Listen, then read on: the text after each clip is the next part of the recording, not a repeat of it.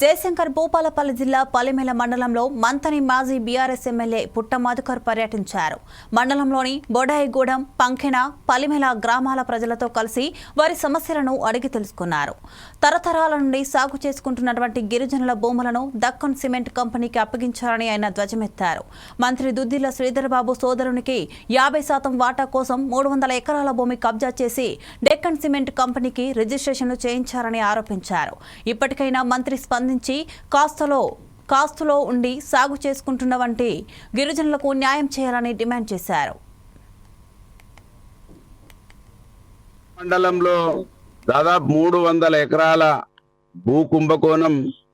ఈ ప్రాంత ప్రజలు 40 సంవత్సరాల అధికారం ఇస్తే ఇవాళ ఉన్నటువంటి మంతని ఎమ్మెల్యే గారి కుటుంబానికి దాదాపు 40 సంవత్సరాల పైచీలకు అధికారం ఇచ్చిన పుణ్యాన మారుమూల ప్రాంతంలో ఉన్నటువంటి ఎస్సీ ఎస్టీల భూములని ఓట్లేసి గెలిపించి ఎమ్మెల్యే చేసి మంత్రిని చేసిన పుణ్యానికి మంత్రి గారి తమ్మునికి డక్కన్ సిమెంట్ కంపెనీలో పార్ట్నర్షిప్ కోసం 50% వాటా కోసం 300 ఎకరాలు ఆఫీసులో కూర్చోకుండా ఎంఆర్ఓ ఎక్కడో రహస్య ప్రదేశంలో రిజిస్ట్రేషన్ చేసిన విషయం ఇవాళ వెలుగులోకి రావడం చాలా బాధ కలిగించింది. కనుక ఈ ప్రాంతంలో ఒక బలహీన వర్గాల ప్రతినిధిగా, మాజీ ఎమ్మెల్యేగా ఈ సమాజం దృష్టికి తీసుకెళ్లి దీని మీద న్యాయ పోరాటానికి మీ ముందుంచడం జరుగుతూ ఉన్నది.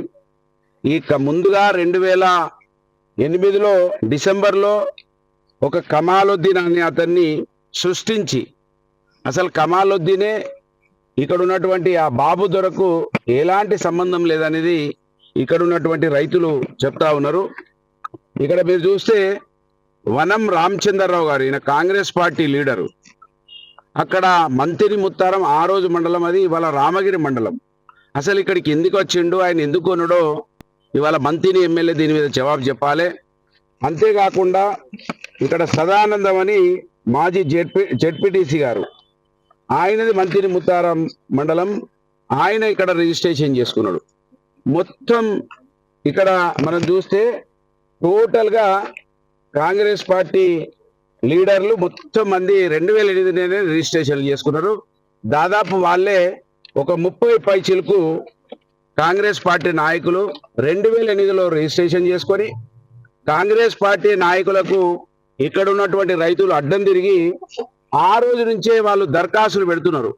మేం కాస్తులో ఉంటున్నాం, మాకు ఇవ్వాలి ఈ భూములని 2014లో వాళ్ళు 2008లో రిజిస్ట్రేషన్ చేసుకొని 2014 నుంచి 2008 తర్వాత వాళ్ళు ఇక్కడ కాస్తులోకి వస్తే వాళ్ళు అప్పటి నుంచే మా భూమి కానీ వాళ్ళు